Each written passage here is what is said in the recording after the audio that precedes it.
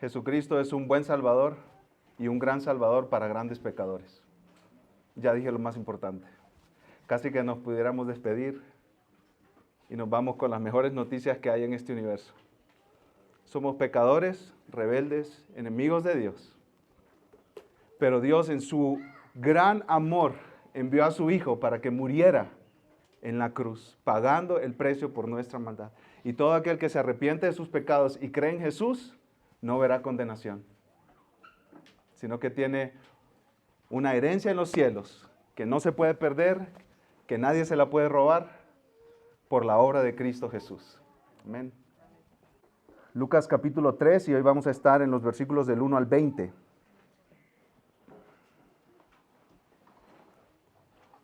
Voy a leer en voz alta para ustedes si ustedes siguen con su vista la lectura. Lucas 3, 1 al 20, dice así la palabra del Señor. En el año 15 de Tiberio, del imperio de Tiberio César, siendo Poncio Pilato gobernador de Judea y Herodes tetrarca de Galilea y su hermano Felipe tetrarca de la región de Iturea y Traconite y Lisanias tetrarca de Abilinia, durante el sumo sacerdocio de Caifás y de Anás y Caifás, vino la palabra de Dios a Juan, hijo de Zacarías, en el desierto. Y Juan fue por toda la región alrededor del Jordán, predicando un bautismo de arrepentimiento para el perdón de los pecados. Como está escrito en el libro de las palabras del profeta Isaías, voz del que clama en el desierto, preparen el camino del Señor, hagan derechas sus sendas, todo valle sea rellenado y todo monte y collado rebajado, lo torcido se hará recto y las sendas ásperas se volverán caminos llanos y toda carne verá la salvación de Dios. Por eso Juan decía a las multitudes que acudían para que él las bautizara: camada de víboras, ¿quién les enseñó a huir de la ira que vendrá? Por tanto, den frutos dignos de arrepentimiento y no comiencen a decirse a ustedes mismos: tenemos a Abraham por padre, porque les digo que Dios puede levantar hijos a Abraham de estas piedras. El hacha ya está puesta a la raíz de los árboles. Por tanto, todo árbol que no da buen fruto es cortado y echado al fuego. Y las multitudes le preguntaban: ¿qué pues haremos? Juan les respondía: el que tiene 2 túnicas comparta con el que no tiene, y el que tiene que comer haga lo mismo. Vinieron también unos recaudadores de impuestos para ser bautizados y le dijeron: Maestro, ¿qué haremos? No exijan más de lo que se les ha ordenado, le respondió Juan. También algunos soldados le preguntaban: ¿y nosotros qué haremos? A nadie quiten dinero por la fuerza, les dijo, ni a nadie acusen falsamente y conténtense con su salario. Como el pueblo estaba a la expectativa y todos se preguntaban en sus corazones acerca de Juan, si no sería él el Cristo, Juan les habló a todos: yo los bautizo con agua, pero viene uno que es más poderoso que yo, no soy digno de desatar la correa de sus sandalias. Él los bautizará con el Espíritu Santo y fuego. El bieldo está en su mano para limpiar completamente su era y recoger el trigo en su granero, pero quemará la paja en un fuego que no se apaga. Y también con muchas otras exhortaciones, Juan anunciaba las buenas nuevas al pueblo, pero Herodes, el tetrarca, siendo reprendido por él por causa de Herodías, mujer de su hermano, y por todas las maldades que Herodes había hecho, añadió además a todas ellas esta, que encerró a Juan en la cárcel. Imagínate que un domingo normal, te cambias, te pones guapo, te peinas, te perfumas, y vas a la iglesia y llegas con deseos de ser animado, has tenido una semana dura y quieres recibir palabras de consuelo, de gozo, de alegría, que te levanten el ánimo. Y saludas a las personas que están ahí y de repente empiezan los cantos y cantas esas canciones llenas de esperanza y de gozo, y de repente el pastor se para enfrente y dice: ustedes son unos hipócritas. Vienen a la iglesia los domingos, pero el resto de la semana viven en su pecado. Viven una doble vida. Dicen que pertenecen a Dios, pero realmente se parecen más a su papá, el diablo. Viven en sus lindas casas y manejan sus lindos autos, pero no hacen nada para ayudar a los que no tienen. Ustedes son serpientes llenas de veneno. ¿Ustedes piensan que van a escapar de la condenación de Dios porque viven vidas religiosas y han sido bautizados y fueron a la iglesia? Escúchenme, si no se apartan de sus pecados, se van a ir al infierno.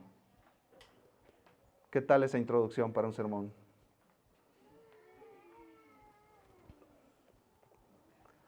Epa, pastor, tranquilo. Yo venía con una idea diferente del domingo. Ese era el mensaje de Juan el Bautista. Ese exactamente era el mensaje de Juan a las personas que llegaban a escucharlo. Juan el Bautista no fue el primer bautista de la convención bautista, sino que Juan el Bautista significa Juan el Bautizador porque bautizaba. Y Juan había nacido de una obra milagrosa de Dios a dos ancianitos. Dos personas mayores que nunca habían tenido hijos porque Dios nunca les había dado. Y Juan había nacido de Zacarías y Elizabeth por la obra milagrosa de Dios. Ya Lucas ya nos contó la historia del nacimiento de Juan. Un ángel se le apareció a Zacarías que estaba ministrando en el templo y le dijo, tu esposa va a estar embarazada. Eso lo leímos y lo estudiamos en el capítulo 1 de Lucas. Y ahí en ese capítulo el ángel le dijo que que iba a nacer, que se iba a llamar Juan, iba a preparar al Señor un pueblo bien dispuesto. En otras palabras, él iba a tener una tarea, un trabajo, un ministerio, que era preparar al pueblo de Israel para la llegada del Mesías.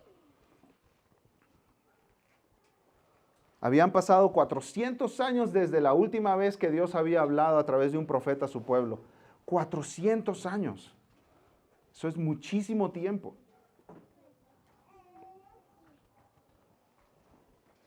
Pero ahora Dios estaba hablando nuevamente a su pueblo y todas sus promesas de todo el Antiguo Testamento se iban a empezar a cumplir en la persona de Cristo Jesús. Y Juan tenía la tarea de abrirle camino al rey. Viene el rey atrás de mí, prepárense porque viene el rey. Zacarías, el papá del niño, hizo un canto después de que Juan nació y en ese canto dijo que este niño iba a preparar los caminos del Señor, preparar los caminos del Señor. Entonces, ese era el trabajo. Desde Génesis 3, Dios había prometido un Salvador. Génesis 3:15. Dios había prometido un Salvador a Abraham en Génesis capítulo 15. Dios habría prometido un Salvador a David en 2 Samuel 7. Dios había prometido un Salvador a toda la nación de Israel en Deuteronomio capítulo 18.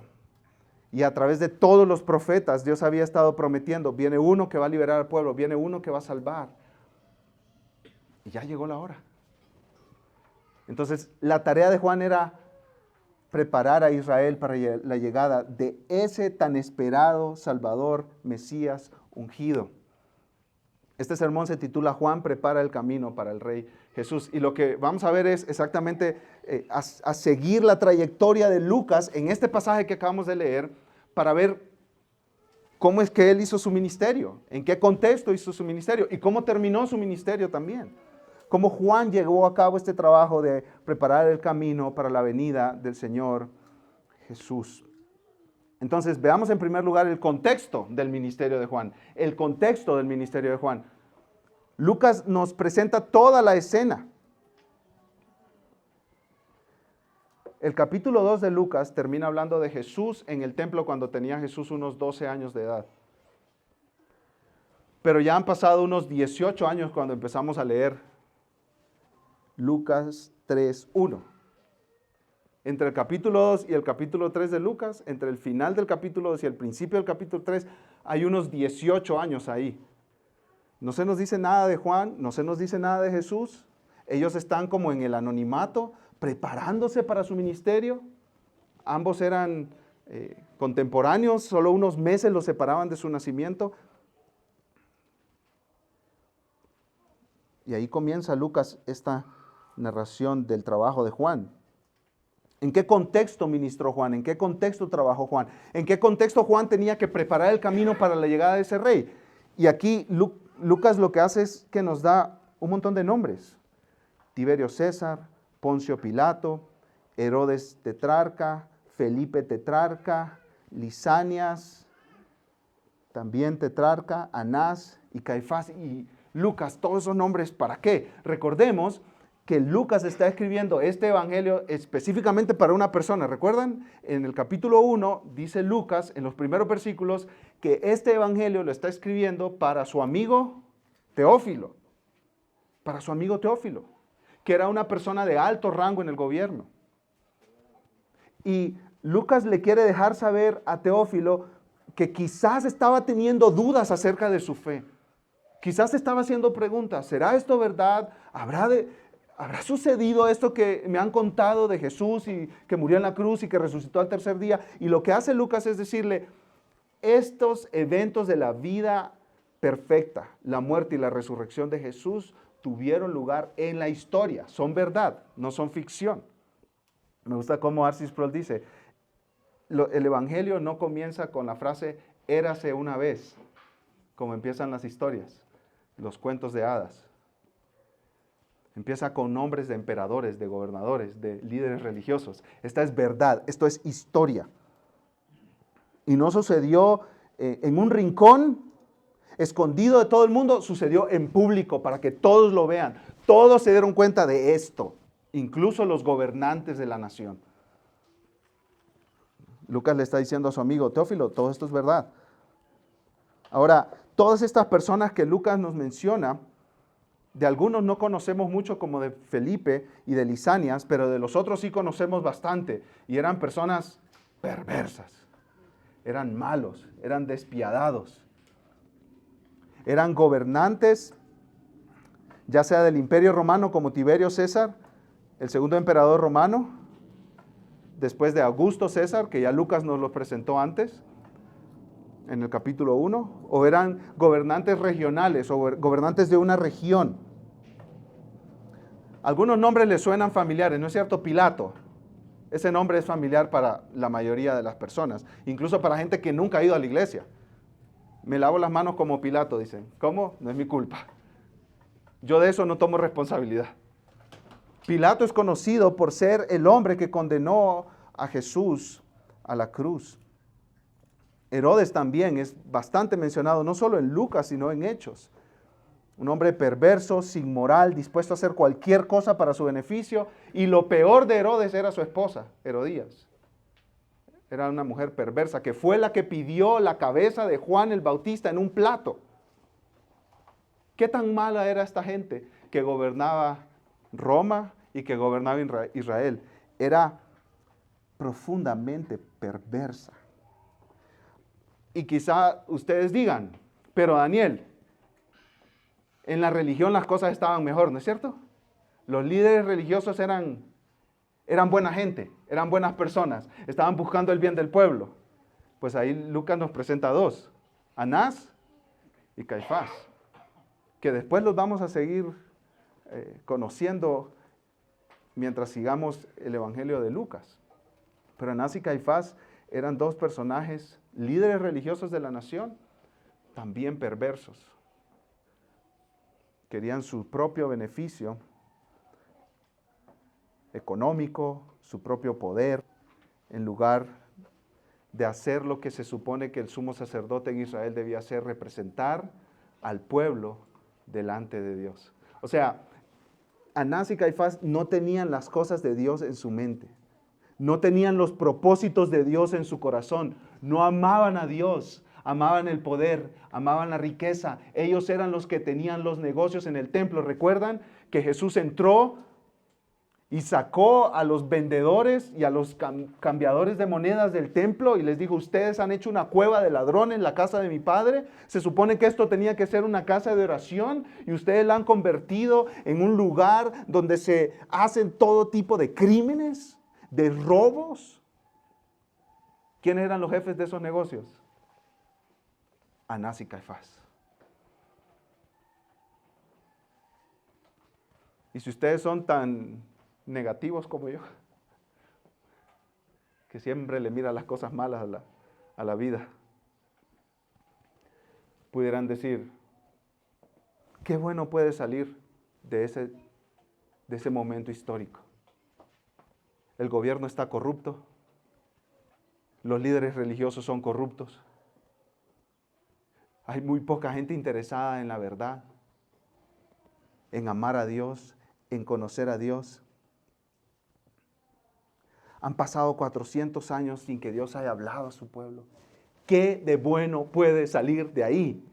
Y Lucas dice, en ese tiempo vino la palabra de Dios a Juan, hijo de Zacarías, en el desierto.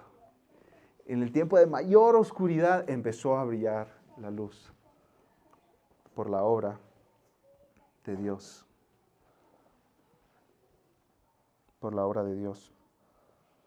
Esto es como los profetas del Antiguo Testamento, Isaías, Jeremías, Oseas, Amós. Esos libros empiezan diciendo, en el reinado de este y este y este rey vino la palabra de Dios a este profeta. O sea que Juan es un profeta al estilo de los profetas del Antiguo Testamento. Y los profetas del Antiguo Testamento hablaban al pueblo de Dios en nombre de Dios.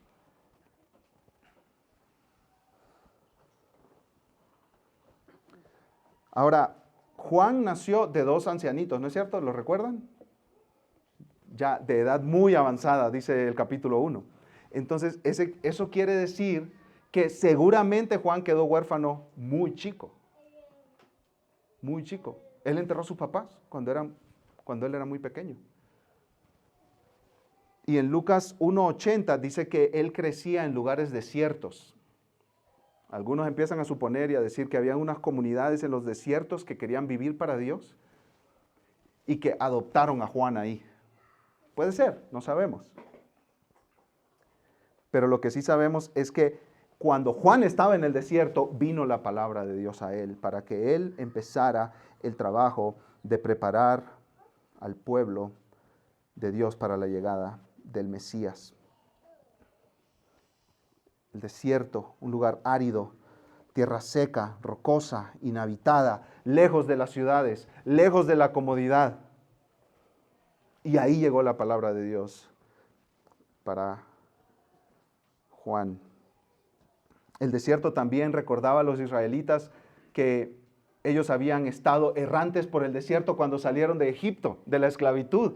Y ahí Dios les habló a través del profeta Moisés. Ahí Dios les dio los 10 mandamientos, Éxodo capítulo 20, en el desierto.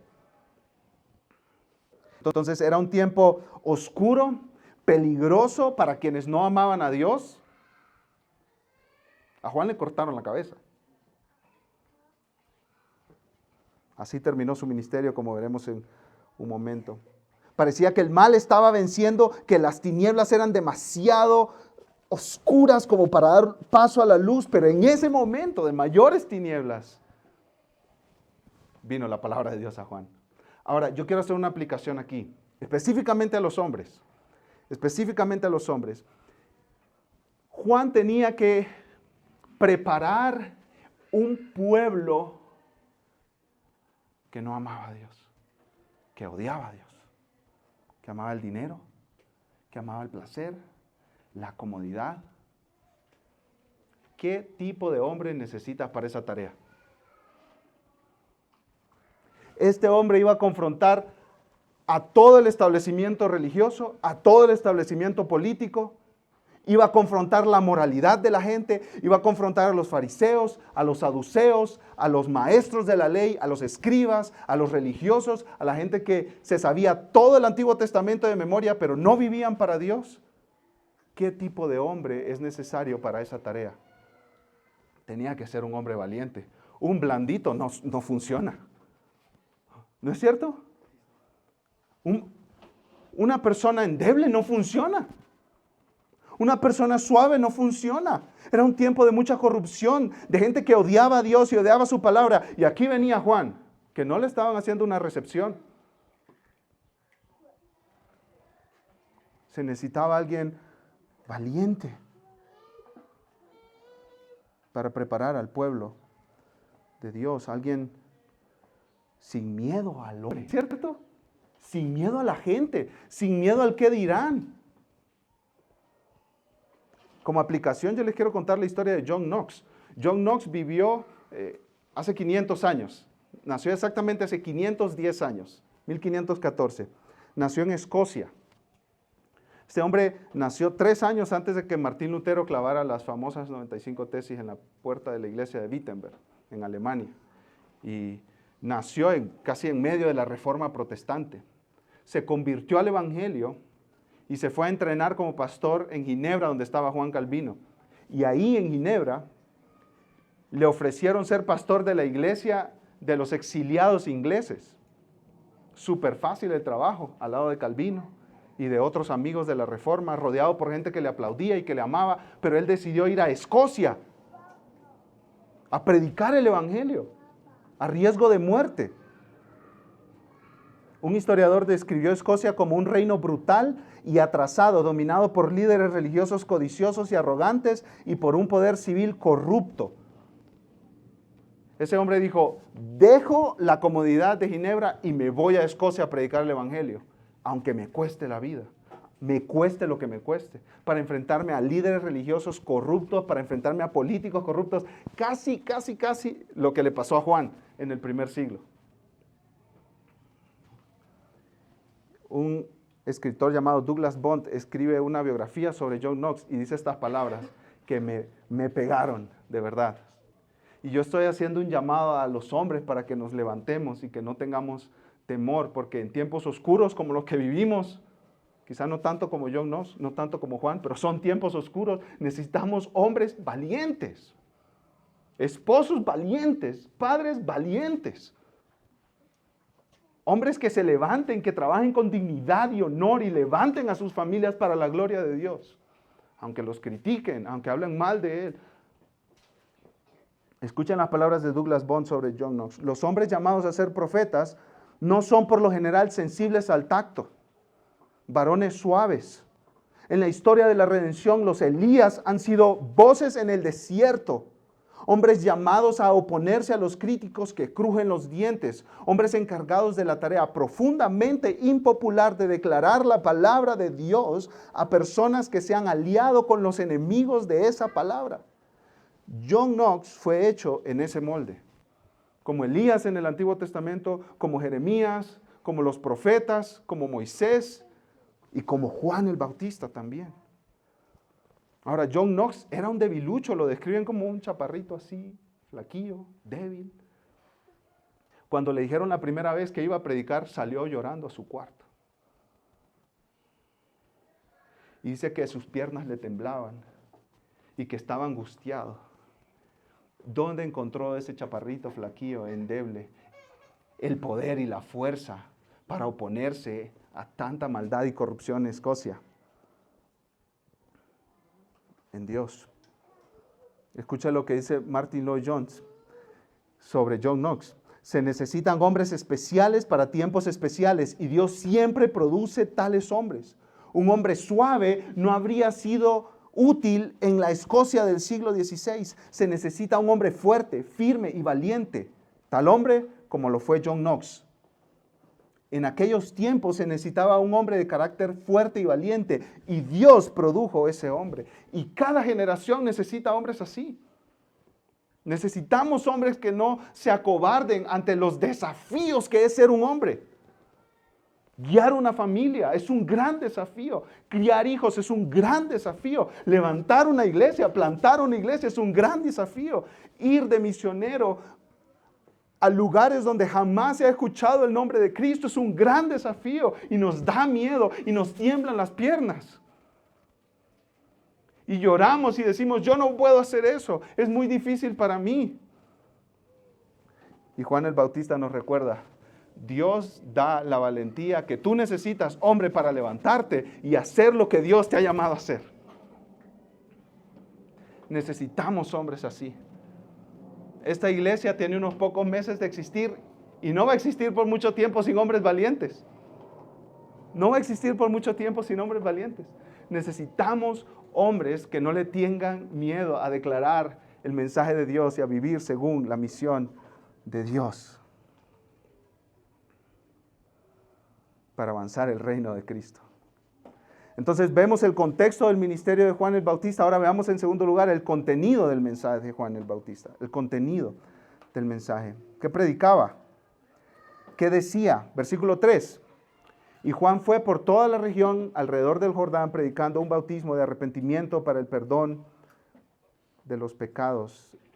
La región del río Jordán. El río Jordán viene desde el norte de Israel, ahí cerca donde Jesús se crió, Galilea, el mar de Galilea o el lago Galilea, hasta el sur, casi llegando a Jerusalén.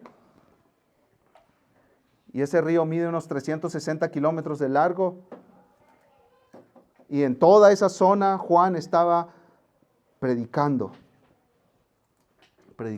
¿Y qué predicaba Juan? Dice aquí Lucas que predicaba un bautismo de arrepentimiento para el perdón de pecados. Cuando escuchamos la palabra bautismo, inmediatamente podemos pensar en el bautismo que conocemos hoy. Cuando meten a las personas en el agua o cuando rocían a alguien con agua en la cabeza. Pero ese no es el bautismo que estaba predicando Juan. El bautismo que nosotros practicamos, los creyentes, es una ordenanza que nos dejó Jesús para todo creyente. El bautismo que Jesús nos dejó en esa ordenanza simboliza que el creyente ha muerto al pecado con Cristo y ha resucitado a una nueva vida. Pero el bautismo de Juan era diferente, porque escuchen esto, y esta palabra es clara, preparar. Juan tenía que preparar al pueblo. Entonces este bautismo de Juan era preparatorio, era para preparar al pueblo para la venida de Jesús.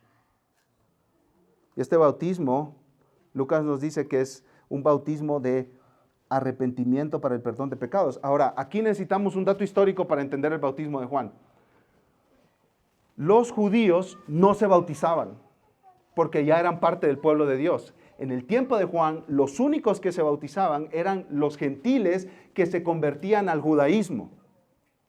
Los gentiles no eran parte del pueblo de Israel, no tenían sangre judía, no eran descendientes de Abraham, pero algunos gentiles decían, hey, yo quiero ser partícipe de lo que ustedes hacen en el templo con los sacrificios.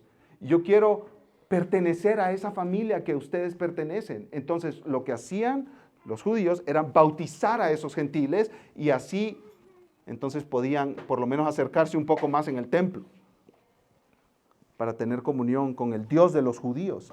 En la Biblia, a ese grupo de personas se le llama prosélitos. Los prosélitos. En el libro de Hechos podemos encontrar a varios de ellos. Gentiles que se habían bautizado para convertirse al judaísmo. Pero los judíos no se bautizaban. Era como un insulto que tú le dijeras a un judío que se bautizara. Porque lo que le estaba diciendo Juan a los judíos era, ustedes son impuros. Ustedes tienen pecado. Ustedes están separados de Dios.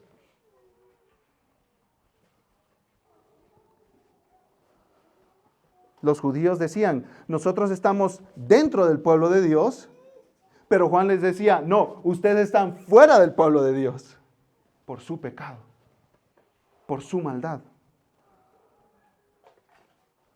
R.C. Sproul lo explica de esta manera, escuchen, cualquier judío que le hubiera escuchado habría captado el mensaje.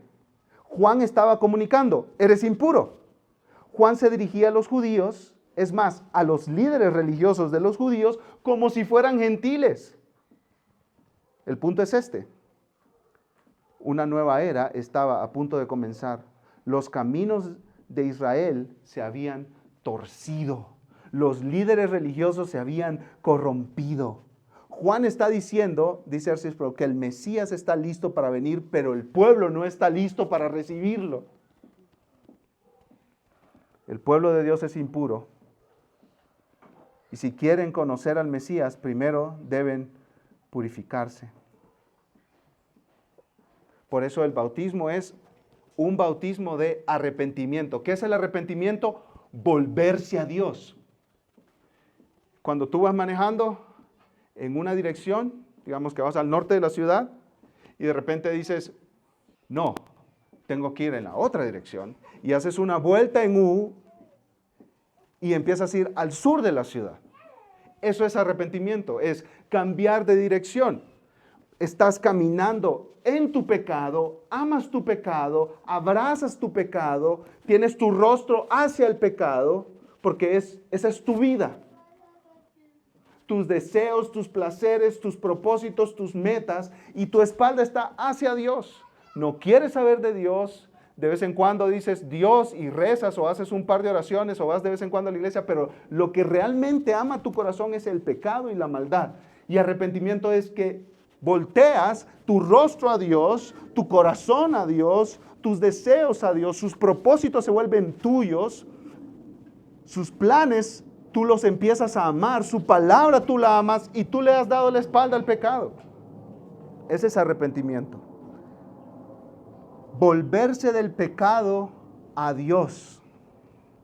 Un consejero bíblico que se llama J. Adams lo explica así: arrepentirse es un proceso de replanteamiento. Uno se vuelve de sus caminos a los de Dios porque se ha vuelto de su pensamiento a los pensamientos de Dios. Es un cambio en la mente que conduce a un cambio en la vida. Es un cambio en la mente que conduce a un cambio en la vida. Tus pensamientos cambias. Es como que la luz se encendió en tu mente. Estaba en oscuridad y de repente se encendió y empiezas a darte cuenta de tu pecado, de tu maldad, y empiezas a decir: yo quiero vivir con Dios, caminar con Dios, amar a Dios. ¿Te ha sucedido eso? Si te ha sucedido, tú sabes. Tú sabes que eso te ha sucedido. Quizás no le puedes poner una fecha, quizás no puedes poner un punto ahí en el calendario, pero tú sabes que te ha sucedido porque tu vida cambió. Tu vida cambió. Ya no eres el mismo, ya no eres igual. Tus propósitos cambiaron, tus metas cambiaron, tus afectos cambiaron. Ahora amas cosas diferentes. Incluso la gente que está alrededor tuyo dice: hey, ¿qué te pasó? Ya no eres el mismo. Y ese arrepentimiento es un regalo de Dios. Dios lo regala, Dios te lo da. Hechos 5:31. A Cristo, Dios ha exaltado con su diestra por príncipe y salvador para dar a Israel arrepentimiento y perdón de pecados. Dios ha exaltado a Cristo y a través de Cristo Dios da arrepentimiento, Dios da perdón de pecados. Hechos 11:18. Entonces, oídas estas cosas, callaron y glorificaron a Dios diciendo: de manera que también a los gentiles ha dado Dios arrepentimiento para vida. Dios da arrepentimiento. Es un regalo de Dios. Segunda de Timoteo 2, 24, 25. Los pastores tienen que ser pacientes y no ser peleoneros, belicosos, de hombres de pleito. ¿Por qué? Porque deben corregir con mansedumbre a las personas que se oponen al evangelio.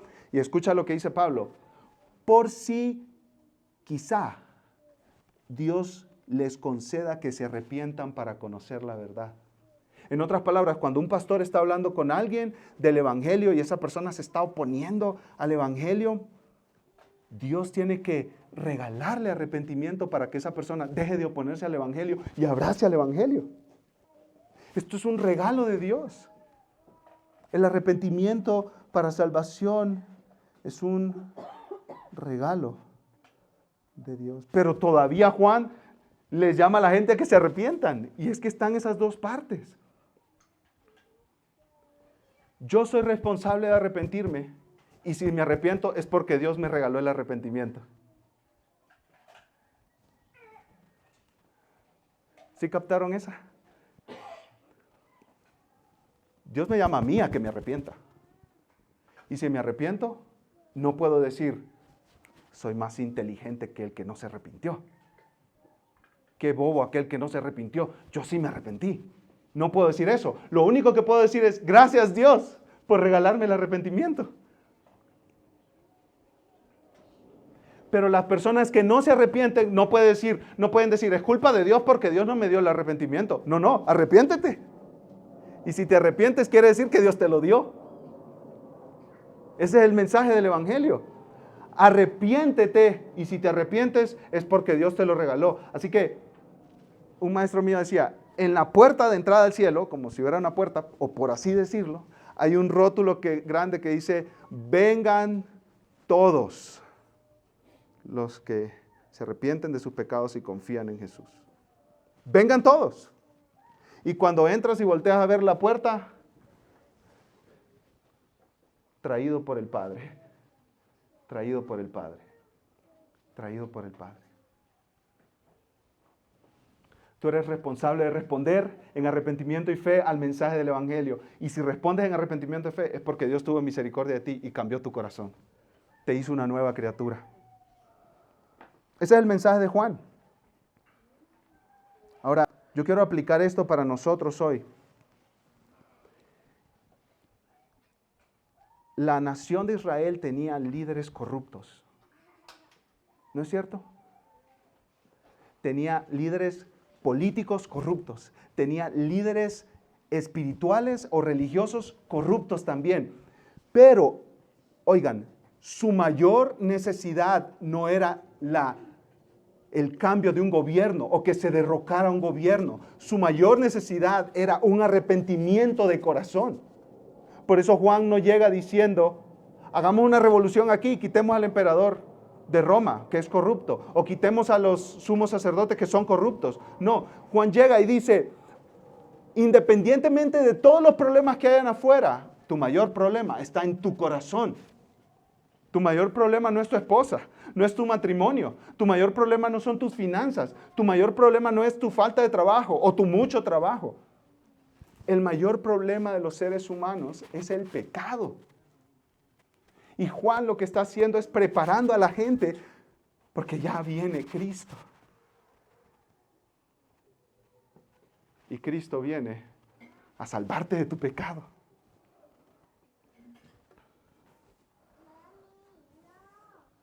Nuestro mayor problema es el pecado y por eso vino Cristo para salvarnos del pecado.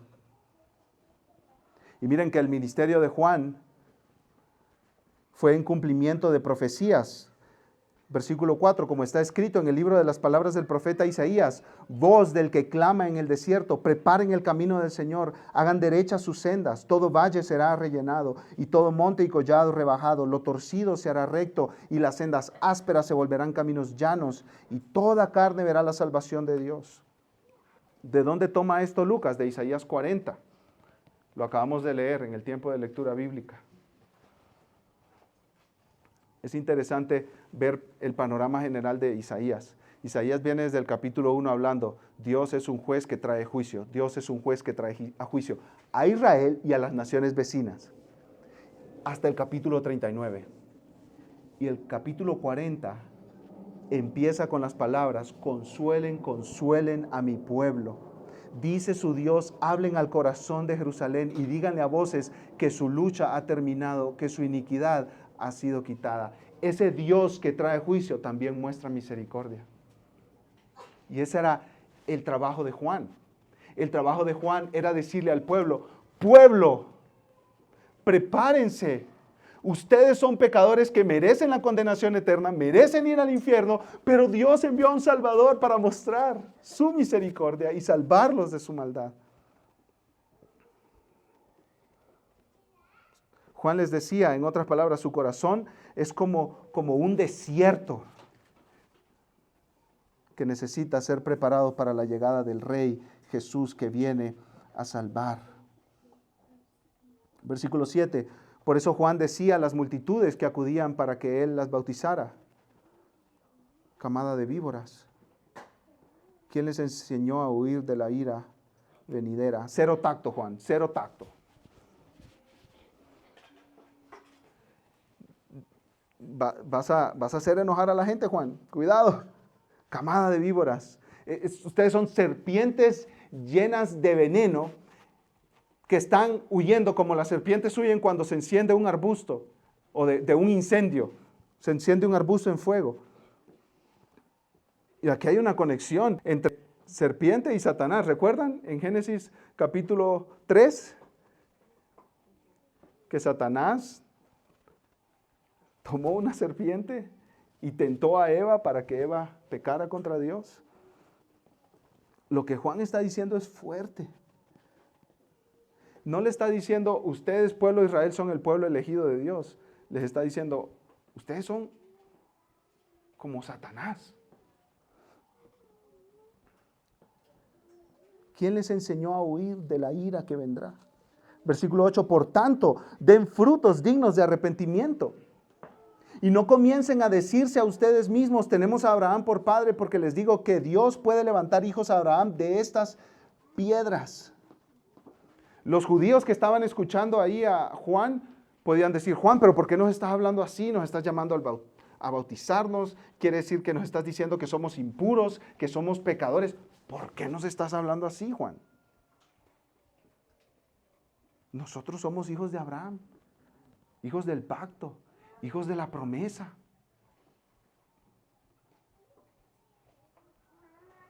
Y Juan lo que les está diciendo es, la salvación no viene por conexiones religiosas. La salvación viene por arrepentimiento y fe. No importa cómo se llamen tus antepasados, la salvación viene por arrepentimiento y fe. Y hoy, aplicándolo a nuestra situación, diríamos, no importa si tus papás fueron creyentes toda la vida. No importa si tú eres hijo de un pastor o hijo de un líder de una iglesia, no importa. La salvación no viene por conexiones religiosas. Los verdaderos hijos de Abraham, dice Juan, se apartan del pecado.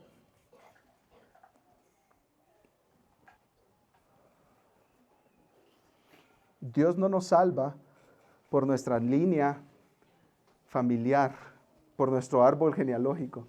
Dios nos salva por la obra de Jesús. Dios nos salva por la obra de Jesús. Chicos que están aquí, hijos nuestros, que los amamos con todo el corazón, ustedes tienen que arrepentirse de su pecado y confiar en Jesús. Ustedes no pueden decir, pero es que mi papá iba a la iglesia, pero es que mi papá me llevaba a la iglesia. No, ustedes tienen que ver a Jesús en la cruz y decir, Jesús murió por mí. No por mi papá, por mí. No por mamá, por mí.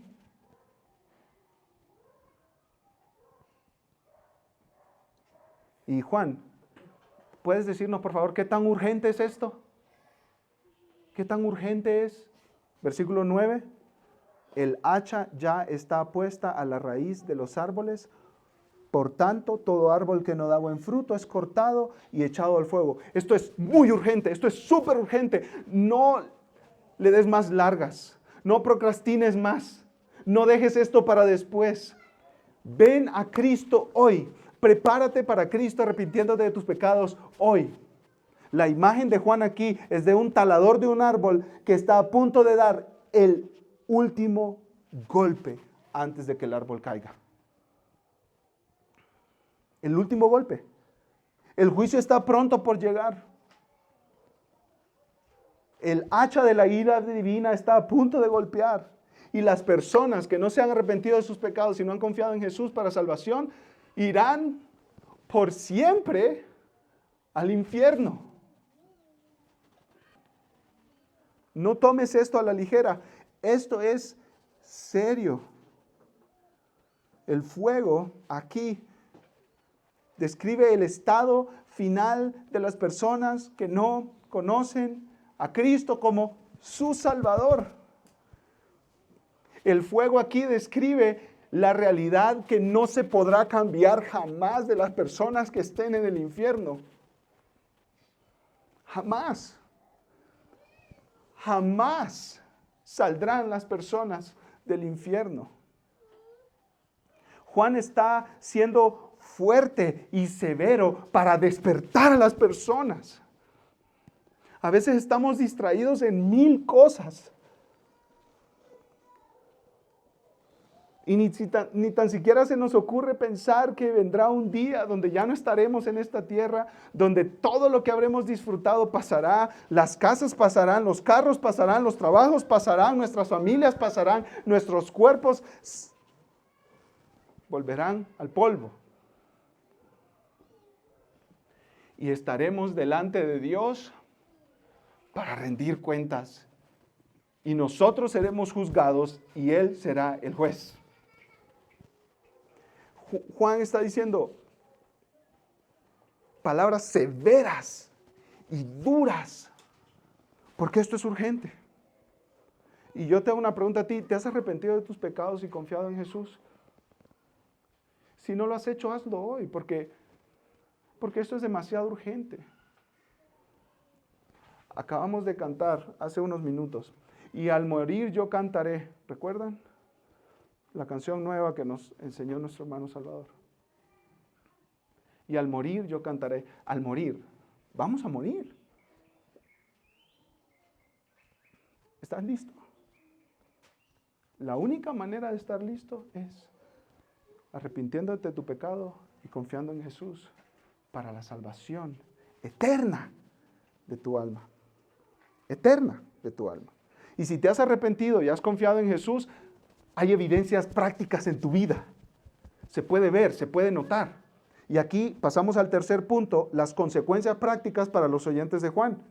Ya vimos el contexto del ministerio de Juan, el contenido del mensaje de Juan. Ahora veamos la consecuencia práctica para los oyentes de Juan. Versículo 10. Y las multitudes le preguntaban, ¿qué pues haremos? Juan, dinos cosas prácticas para nuestra vida. Versículo 11. Juan les respondía, el que tiene 2 túnicas, comparta con el que no tiene. Y el que tiene que comer, haga lo mismo. En el tiempo de Juan, las personas tenían dificultad en conseguir ropa. La ropa era cara y era escasa. Y entonces, el tener 2 túnicas era algo privilegiado. Y las usaban muchas personas en los viajes para mantenerse calientes durante la noche. Y dice Juan, si tú tienes 2 y hay una persona que no tiene, dale una.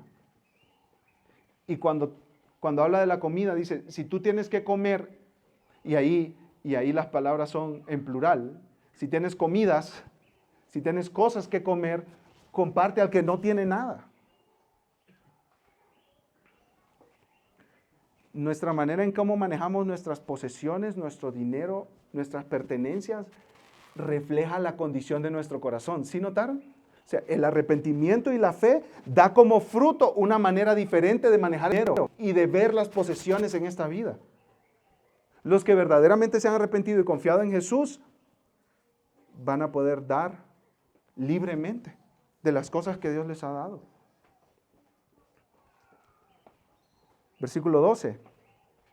Más específico todavía. Vinieron también unos recaudadores de impuestos para ser bautizados. Y le dijeron, maestro, ¿qué haremos? No exijan más de lo que se les ha ordenado, les respondió Juan. Los recaudadores de impuestos eran judíos nombrados por los romanos para cobrarles impuestos a sus compatriotas. Entonces los israelitas los odiaban, porque tenían que cumplir los recaudadores de impuestos una cuota para el gobierno de Roma, pero de ahí podían cobrar cualquier otra cantidad de dinero, que se la embolsaban. Entonces ellos tenían 2 bolsas, una de Roma y una para ellos. Entonces, cuando tú pasabas por un camino, te decían, a ver, ven acá, impuesto por esa carreta, por cada rueda, 1 denario. Un denario para Roma, 1 denario para mí. 1 denario para Roma y 1 denario para mí. Estos eran traidores. Sus testimonios no entraban en las cortes de justicia de Israel. Eran nombrados junto con las prostitutas y los pecadores. Eran personas odiadas, pero llegaron a escuchar a Juan, aunque eran despreciados por sus compatriotas. ¿Y qué les dijo Juan? ¿Cómo se va a reflejar el arrepentimiento en sus vidas? Siendo honestos y siendo justos, no exigir más de lo que el imperio romano les había ordenado que exigieran. Si notan aquí, también tiene que ver con la plata. Es un buen punto para reflexionar. Si tienes túnicas que te costaron dinero, dale al que no tiene. Si tienes comida que te costó dinero, dale al que no tiene. Si trabajas cobrando impuestos y agarras en tu saquito, deja de hacerlo, deja de robar. Y los soldados, Versículo 14, también algunos soldados le preguntaban, ¿y nosotros qué haremos? A nadie quiten dinero por la fuerza. Les dijo, ni a nadie acusen falsamente y conténtense con su salario. A esa frase por la fuerza es sacudir violentamente. O sea, los soldados, que aquí en este contexto eran soldados que ayudaban a los recaudadores de impuestos para asegurarse que las personas pagaran impuestos. Estos soldados tenían la tentación de usar su poder, sus armas, para extorsionar a la gente. Y Juan les dice, no le quiten el dinero por la fuerza a nadie. No acusen falsamente. Eso habla de extorsionar con intimidación. Conténtense con su salario.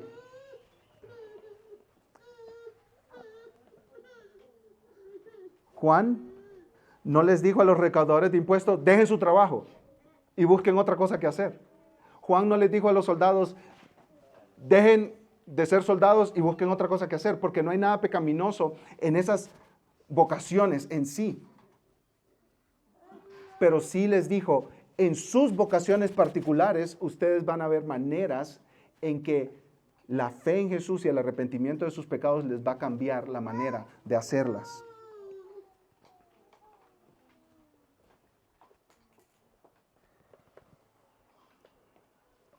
Todos estos ejemplos que Juan da de arrepentimiento en la vida práctica tienen que ver con el dinero y las posesiones.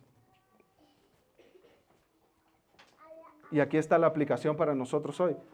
Mañana es lunes. Mañana es lunes. ¿Cómo estas verdades nos cambian nuestra vida? Si nosotros nos hemos arrepentido de nuestros pecados y confiado en Jesús, eso se va a notar en tu cuenta de banco. Eso se va a notar en cómo tú manejas tu dinero, en cómo tú ves tus posesiones. Si tu corazón está abierto para compartir con otros, es una evidencia de que has sido transformado por la gracia de Dios. Si tú eres una persona que está pensando solo en sí mismo y en absorber cualquier cantidad de dinero, incluso estás dispuesto a pecar y hacer cualquier cosa para tener más dinero, esa es una evidencia de que quizá no ha habido arrepentimiento y no ha habido fe en Jesús. ¿Cómo sé si yo me he arrepentido? Mira tu cuenta de banco. Mira cómo ves tus posesiones materiales. ¿Tienes un corazón abierto y generoso? Porque tener un corazón abierto y generoso es una evidencia de la gracia de Dios en tu vida. Si Cristo Jesús, dice Pablo a los Corintios, descendió del cielo dejando su riqueza para que nosotros fuéramos ricos, si Él se hizo pobre por nosotros, nosotros podemos dar generosamente a los demás. La obra de Cristo a nuestro favor es una motivación para la generosidad, para dar generosamente, para estar buscando quién tiene necesidad, quién le hace falta algo que yo tengo de más, a quién le puedo dar algo que yo tengo en mi poder. Llegó a tal punto el ministerio de Juan que había confusión sobre él. Y aquí entramos al cuarto punto, la confusión sobre Juan. Versículo 15. Como el pueblo estaba en la expectativa y todos se preguntaban en sus corazones acerca de Juan si no sería el Cristo, Juan les habló a todos. Yo los bautizo con agua, pero viene uno que es más poderoso que yo, a quien no soy digno de desatar la correa de sus sandalias. Él los bautizará con el Espíritu Santo y fuego. El bieldo está en su mano para limpiar completamente su era y recoger el trigo en su granero, pero quemará la paja en un fuego que no se apaga.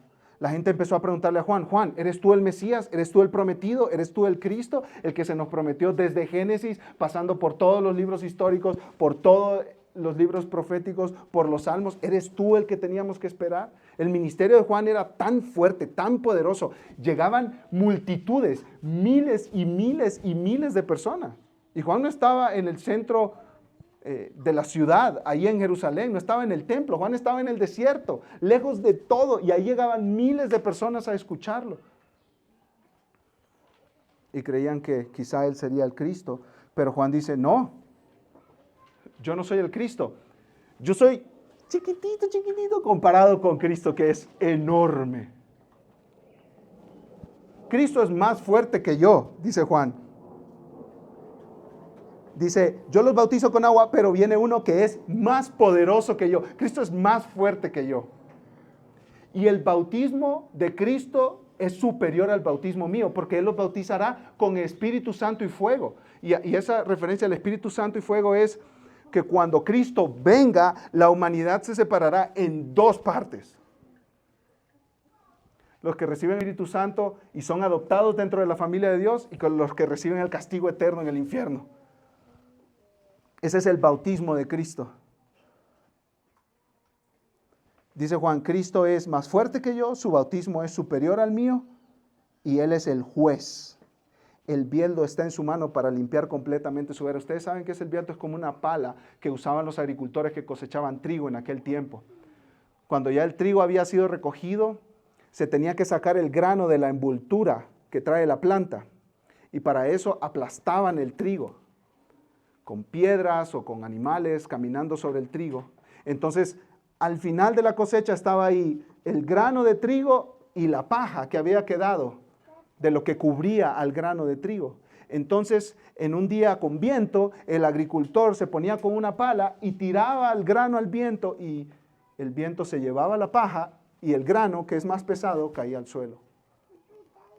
Esa es una imagen que Juan pone aquí para decirnos, eso va a pasar con los que no creen en el Evangelio. El viento se los va a llevar como paja. Luego se va a juntar toda esa paja y se va a tirar al fuego, que nunca se apaga. Exactamente lo que enseñó Jesús, exactamente lo que enseñó el Salmo 1 y todas las Escrituras. Y miren el versículo 18 cómo termina. Y también con muchas otras exhortaciones, Juan anunciaba las buenas nuevas al pueblo. Lucas le llama a las palabras de Juan buenas nuevas, buenas noticias. ¿En serio, Lucas? ¿Verdad? Escucha, Juan nos está insultando. Juan nos está diciendo, serpientes, hijos del diablo, se van a ir al infierno si no se arrepienten. Esas son buenas noticias. Esas son cosas buenas que podemos escuchar. ¿Qué opinan ustedes, amados hermanos? ¿Son buenas noticias o no son buenas noticias? Recuerden, Juan está siendo severo para que nosotros nos demos cuenta de nuestra condición y corramos lo más rápido posible a Cristo Jesús. Eso es lo que está haciendo Juan. Entonces sí son buenas noticias. Aunque no parezca, Juan está lleno de amor. Aunque no parezca, Juan está lleno de amor. Los que son personas que tienen niños cerca, imagínate tu sobrino, tu nieto, tu hijo, que esté en la cocina y alguien esté hirviendo una olla de agua. Y el niño está estirando su mano lo más alto posible para agarrar esa olla de agua y está a punto de echársela encima. ¿Qué sería lo amoroso para hacer en ese momento? Lo amoroso sería alarmar, ¿no es cierto? O hacer algo, gritar, ponerte en el camino, tirarte, agarrar a ese niño y decirle, no hagas eso. Exactamente eso es lo que está haciendo Juan. Juan está viendo a todas estas personas que vienen, a esta multitud que vienen, que está como engañada, está como distraída en su vida, en su día a día. Piensa que su religión les va a ayudar. Vinieron a la iglesia un par de por aquí, un par de domingos por allá. Son hijos de gente que fue a la iglesia, que los llevaron a la iglesia, se criaron en la iglesia, se bautizaron. Y Juan está viendo a todo este montón de gente y dice, pero es que no se han arrepentido. Mira que viven todavía en pecado. ¿Qué les puedo decir? Y Juan lo que hace es casi meterse en el camino de ellos y avisarles, hey, van al infierno, por favor, no vayan allá, no vayan allá, no vayan allá, no vayan allá. No quiero su condenación, quiero su salvación. Reaccionen, por favor. Es como alguien que vaya manejando en un auto y va directo a un precipicio y tú sabes que ahí hay un precipicio. Y tú vas a gritar y vas a hacer todo lo posible. No, no vayan allá, no vayan allá, no vayan allá. Escúchenme, es el infierno eterno. No vayan allá. Esta vida se acaba. No vayan allá, no vayan al infierno, por favor. Eso es lo que Juan está diciendo. No permanezcan en sus pecados, no abracen su pecado, no amen su pecado. Es el infierno, no es un juego, no es una broma, esto es en serio, esta es la historia. Por favor, por favor, por favor, por favor. Eso es lo que Juan está haciendo. Y eso es lo que yo quiero hacer contigo si tú no has abrazado a Cristo, si amas tu pecado, si estás en tu pecado. No vayas al infierno, por favor. Sí, es un mensaje duro, tú eres pecador, tú eres rebelde contra Dios, eres su enemigo. No puedes hacer nada para salvarte. Pero las buenas noticias es que Dios envió a Cristo para que Cristo fuera al infierno por ti en la cruz. Y todo aquel que cree en Jesús no será condenado. Ya no hay condenación. Ya no hay condenación. Pasamos de muerte a vida, de condenación a salvación, de ser hijos del diablo a ser hijos de Dios, por la obra de Cristo. Aunque te parezca duro y severo y fuerte, y aunque no vuelvas a esta iglesia. Es mi tarea decírtelo. Cristo es un gran Salvador para grandes pecadores como tú. ¿Y cómo terminó el ministerio de Juan? La conclusión. Versículo 19, pero Herodes el tetrarca, siendo reprendido por él por causa de Herodías, mujer de su hermano, por todas las maldades que Herodes había hecho, añadió además a todas ellas esta, que encerró a Juan en la cárcel. Herodes le quitó la esposa a su hermano. Herodes estaba casado, se divorció de su esposa, le quitó la esposa a su hermano, tácticas políticas de aquel tiempo. Gente perversa, tanto Herodes como Herodías, destruyeron 2 matrimonios y también cometieron incesto porque era sobrina de Herodes, Herodías.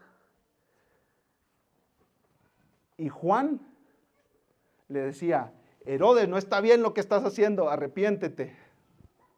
Y Herodes, en lugar de arrepentirse y confiar en Jesús, encerró a Juan en la cárcel. Y nosotros por otros evangelios sabemos lo que pasó, ¿no es cierto? En una fiesta donde Herodes quizás estaba un poco pasado de copas, la hija de Herodías hizo un baile sensual ahí enfrente de Herodes y de los demás. Y Herodes, que era un hombre malvado pero débil, le prometió hasta la mitad del reino a esta muchacha. Esta muchacha entró con su madre y como la madre era perversa, como Jezabel en el Antiguo Testamento, la madre le mandó que pidiera la cabeza de Juan el Bautista en un plato. ¿Cómo terminó el ministerio de Juan el Bautista? Decapitado. Por proclamar la verdad de Dios a gente que no ama a Dios. Y lo que hace Lucas es que adelanta a Juan a la escena, adelanta lo que pasó con Juan en la escena, para enfocarse después solo en Jesús.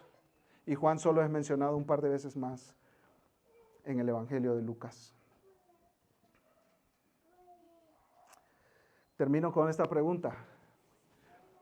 Juan estaba abriendo el camino para que Jesús viniera y el pueblo recibiera a Jesús.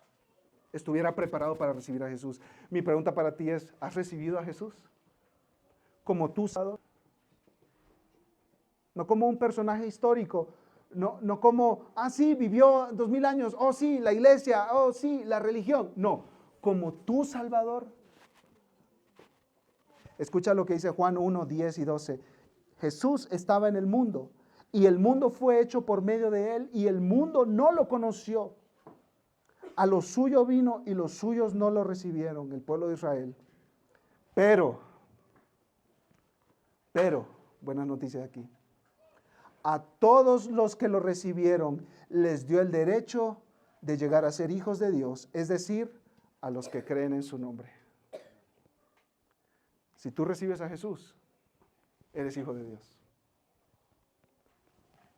Promesa del Creador de los cielos y de la tierra. Vamos a orar. Amado Padre, te damos gracias por la verdad de tu palabra, por la confrontación de tu palabra, por la severidad de tu palabra, Señor. Nos estás despertando a nuestra situación, a nuestra condición. Nos estás alarmando de lo que viene después de esta vida. Señor, te suplico, si hay alguien distraído aquí entre nosotros, pensando en 1000 cosas menos en la vida eterna, en lo que viene después de morir, que tu Espíritu Santo le regale el arrepentimiento y le regale la fe en Jesús. Padre, que se arrepienta de sus pecados, que crea en Cristo. Y tú prometes que será hecho hijo tuyo y ya no será condenado. Qué buenas noticias, Señor. En el nombre de Jesús. Amén y amén.